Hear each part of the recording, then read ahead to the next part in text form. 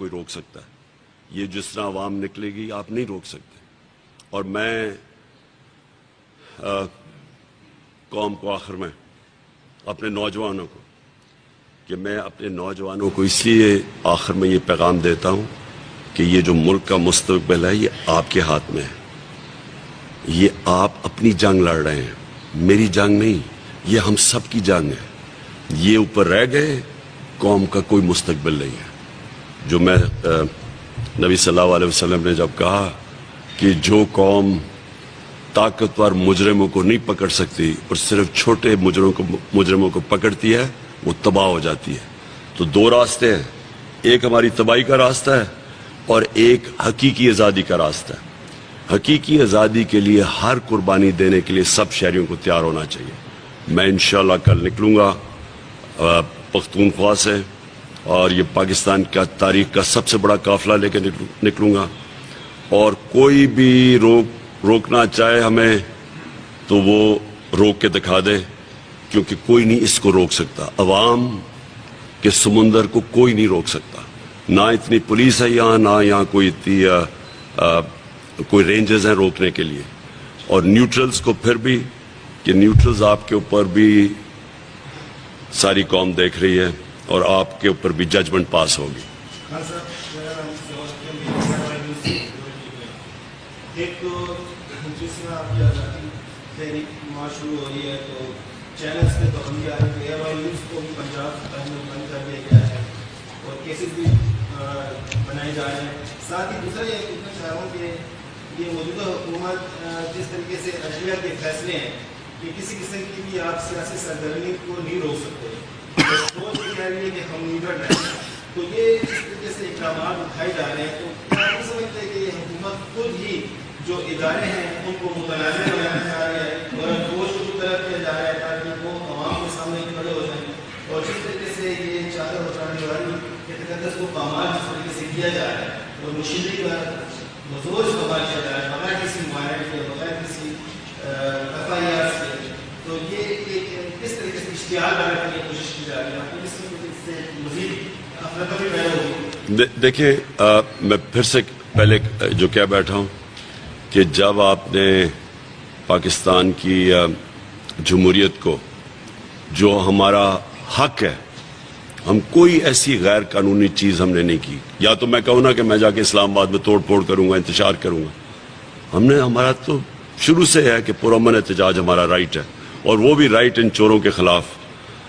تو یہ جو کر رہے ہیں, میں پوچھتا ہوں ان سے کہ ہمارے دور میں جب انہوں نے کہا جی بڑی میڈیا کے اوپر کچھ پابندیاں لگائی ہیں, سوائے فیک نیوز کے اوپر اور جو پروپیگنڈا تھا جو ہمارے خلاف غلط چیزیں کرتے تھے, اس کے علاوہ ہم نے تو کبھی میڈیا کو کچھ کہا ہی نہیں. یہ جو میڈیا کو کر رہے ہیں ان کا جو رائٹ ہے کور کرنے کا, اور خاص طور پہ ARY کے اوپر جو کریک ڈاؤن کر رہے ہیں, یہ صرف میڈیا کی آواز بند کرنے کے لیے کر رہے ہیں, اور جو باقی میڈیا جو ان کے ساتھ چل رہا ہے اس کو صرف اجازت دے رہے ہیں. اور یہ بالکل قانون کے خلاف ہے. میں نے جس طرح آپ کو کہا کہ پاکستان کی جو عدلیہ ہے اس کا بھی آج امتحان ہے. کیا وہ پاکستان کی جمہوریت کو ڈیفینڈ کرے گی یا نہیں کرے گی؟ کیا وہ اس کی حفاظت کرے گی یا نہیں کرے گی؟ اور جو یہ آپ نے بات بالکل ٹھیک کی, بدقسمتی سے جو یہ غلط کام کر رہے ہیں اور یہ جو فیشسٹ اور یہ جو ان ڈیموکریٹک کام کر رہے ہیں, بدقسمتی سے اس کا عوام, اس کو ہماری جو ادارہ ہے, ہماری جو فوج کا ادارہ ہے, اس کے اوپر بھی وہ عوام اس کا نزلہ گر رہا ہے. عوام کا غصہ اس طرف بھی جا رہا ہے, یہ اس کو بھی متنازع کر رہے ہیں.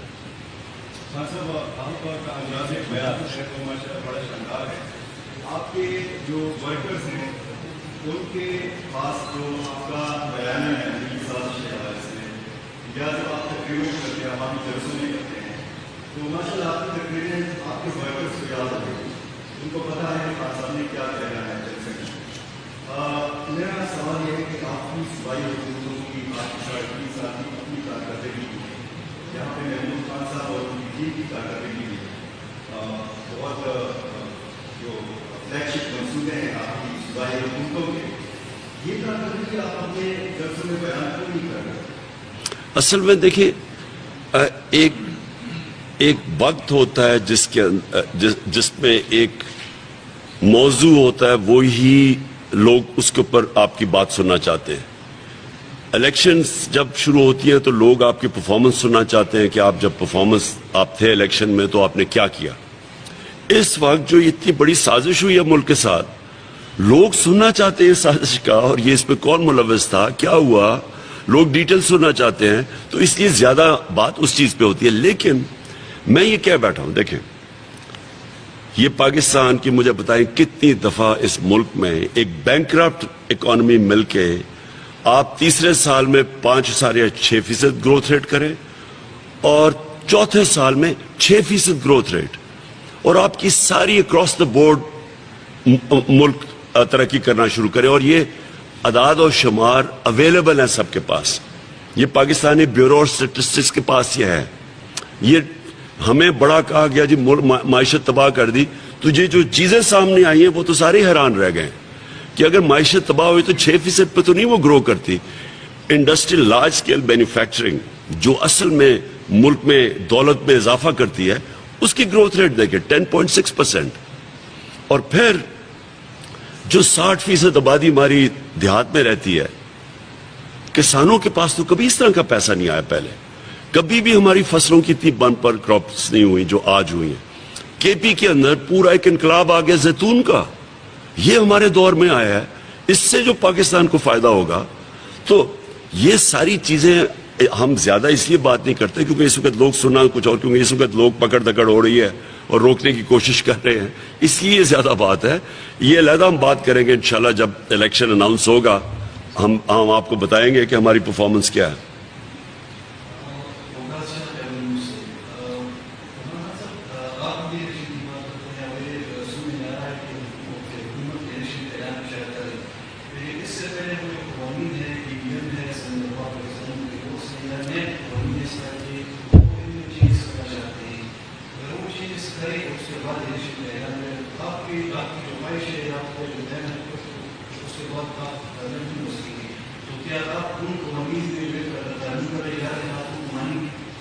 دیکھیں اب یہ حکومت ان سے سنبھالا جا نہیں رہا, سب کو پتا کہ سنبھالا نہیں جا رہا. بھاگے پھر رہے ہیں آئی ایم ایف کے پاس, میسج پہنچا رہے ہیں امریکنوں کو کہ خدا کے واسطے میں پیسہ دے دو نہیں تو عمران خان واپس آ جائے گا. ان کے پاس تو اور کوئی اب تو یہ واضح ہو گیا نا کہ ان کا تجربہ صرف کرپشن میں تھا, اکانومی چلانے میں تو ان کا تجربہ نہیں تھا. کیونکہ 6% گروتھ ریٹ سے آپ کے سامنے اگلے یہ 2 مہینے کے اندر کدھر پہنچ گیا پاکستان. تو ان کا آنے کا مقصد ہی ایک تھا, شہباز شریف کو اور اس کے بیٹے کو سزا ہونے والی تھی ایف آئی اے میں. پہلے یہ کھینچتے گئے اور یہ بھی سازش کے تحت ان کے کیس سنے نہیں گئے, نہیں تو سال پہلے اس کو سزا ہو جانی چاہیے تھی. 24 ارب روپے جس میں 16 ارب روپے ان کے نوکروں کے نام پہ آئے جیسے مقصود چپڑاسی, اس میں کیا چیز ہے؟ یہ تو سیدھی سیدھی سزا تھی. ان کے کیس ہی نہیں لگتے تھے, بینچ ٹوٹ جاتا تھا, یہ ایک مہینے کی ڈیٹس مل جاتی تھی. اس کو بچایا گیا ہے. اور یہ آیا آتے ساتھ اس نے کیا کیا, ایف آئی اے کے اندر سارے چینجز کر دیے, اور ایف آئی اے میں چینجز کر کے اس کے سب سے مقصد یہ ہے کہ اپنے کیسز ختم کرے. بالکل زرداری نے یہ کیا تھا. جب اس کا $60 ملین سوئٹزرلینڈ میں پکڑا گیا, مشرف نے این آر او دے دیا, اس نے وہاں بھیجا ایمبیسڈر شمس الحسن کو, اس نے سوئٹزرلینڈ میں جا کے وہ سارے ڈبے پورے کیسز کے اٹھا کے اور وہ ختم کر دیے. جس طرح ان کے ایل ڈی اے میں چوری پکڑی جاتی تھی تو سارے آگ لگ جاتی تھی وہاں. اب ان کی پہلی کوشش یہ ہے کہ ان کے کیسز ختم ہوں. ایف آئی اے تو ملک کا تو ان کو نہ سنبھالا, پہلے انہوں نے سنبھالا تھا نہ اب سنبھالا جائے گا, کیونکہ 99 میں بھی بینکرپٹ ملک چھوڑ کے گئے تھے, 2018 میں بھی چھوڑ کے گئے. ان کی کوشش ہے نمبر 1 نیب ختم کریں, ایف آئی اے میں اپنے کیسز ختم کریں اپنے لوگ پلانٹ کر کے. اس کے بعد اوورسیز پاکستانی کی ووٹنگ روکیں. وہ لوگ جو کہ $31 ارب پاکستان بھیجتے ہیں, یہ چاہتے نہیں ہیں کہ ان کی ووٹ ہو, ان کی ختم کریں. ای وی ایم مشین سے انہوں نے جتنی جعلی ووٹس بنائی ہیں وہ ختم ہو جاتی ہیں, وہ یہ ای وی ایم مشین پہ نہیں الیکشن ہونے دیں گے. اور اس کے بعد یہ جو اپنے لوگ پلیس کریں گے ہر جگہ کے اوپر, اپنے وہ لوگ جس طرح یہ اسلام آباد کا آئی جی لے آئے ہیں جو کہ جس کو سزا ہونے والی تھی, اس طرح کے لوگوں کو لائیں گے تاکہ ان کے غلط کام کریں اور اپوزیشن کو وکٹمائز کریں.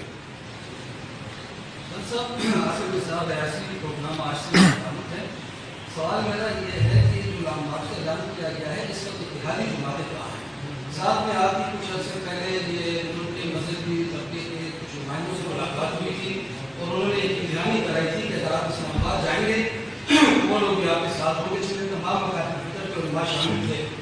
काउंसिल ने कहा है कि कल आ रहे हैं, हाँ मेरे साथ से बात हुई।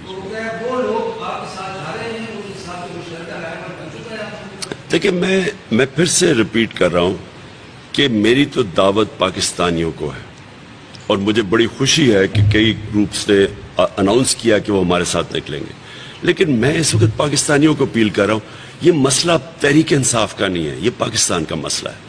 ये चोर रह जाते हैं, ये अमेरिका के गुलाम रह जाते हैं, उनका कोई मुस्तकबिल नहीं है। इसलिए हर पाकिस्तानी को मैं दावत दे रहा हूं।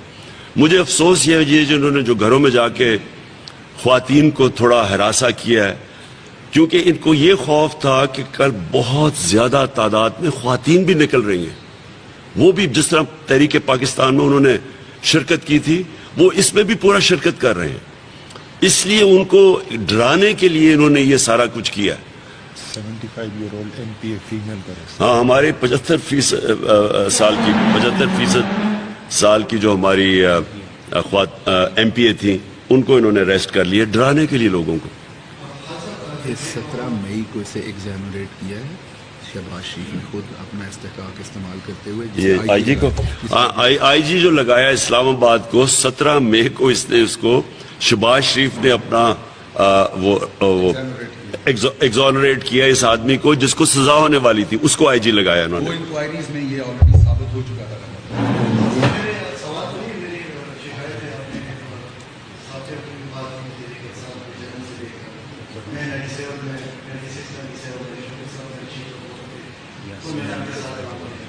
पूरे मीडिया का रोल रहा तहरीक इंसाफ में, लेकिन आज अफसोस है कहना पड़ता है सिर्फ आप गैर वाई को छोड़ते हैं, हमारे बेसिकलीज हमारे साथी बाहर खड़े होते हैं, वो लोग जो अच्छे लगते हैं उनको छोड़ते हैं।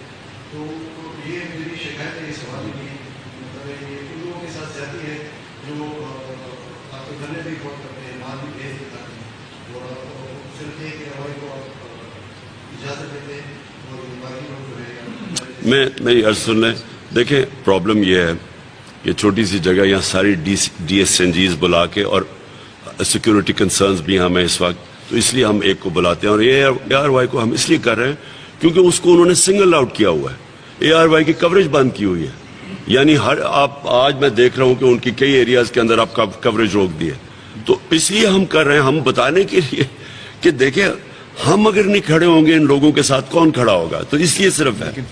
हाँ, फीड एक मिनट, फीड सबको मिल रही है, इसकी सबको फीड मिल रही है इसकी कैमरे जी। लास्ट यासीन मलिक का स्पेशली जो रात को वाक़या हुआ तो इसमें जिस तरह से पुलिस ने छापे मारे हैं बगैर वारंट के, तो रात को एक पुलिस कांस्टेबल वहाँ पर शहीद हुआ, तो वो उस जो हुकूमत है उसके पास और कोई नैरेटिव नहीं बन रहा, तो सिर्फ उस पुलिस की शहादत भी अब वो सियासत भी कर रहे हैं कि खान साहब जिस तरीके से।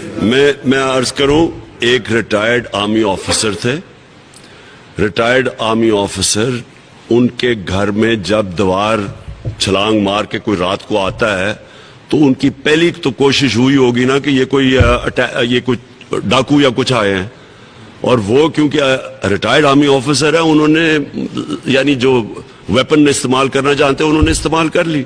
मेरा पॉइंट उससे ज्यादा है कि हमें बड़ा अफसोस है क्योंकि पुलिस भी हमारी है, लेकिन मुझे अफसोस ये है कि कौन सा ऐसा क्राइसिस है कि दीवारें फैलांग के रात को 3-3 बजे अटैक किया जाए घरों के अंदर। मेरे घर को मैं सोचे मेरे बीवी बच्चे हों, मेरे घर में कोई मुझे नजर आए कि दीवार आके कोई लोग आ रहे हैं, मेरी पहली क्या खौफ होगा कि मैं अपने बीवी बच्चों को बताने के लिए कोई डिफेंड करूंगा। सवाल ये पूछना चाहिए कि कौन सा इतनी बड़ी इमरजेंसी और क्राइसिस आ गया था कि आपने रातों के अंधेरों के अंदर लोगों के घरों के ऊपर अटैक किया। ये तो शुक्र करें कि और जगह ये नहीं हुआ, और अगर कोई आर्मी ऑफिसर जिस तरह की जिनकी ट्रेनिंग है, हो सकता है वहां वो भी गोली चला देते हैं। Okay ji, thank you. और सॉरी, मैं एक आखिरी एक मिनट मैं इस वक्त सबसे पहले यासीन मलिक का ऊपर बात करना चाहता हूं।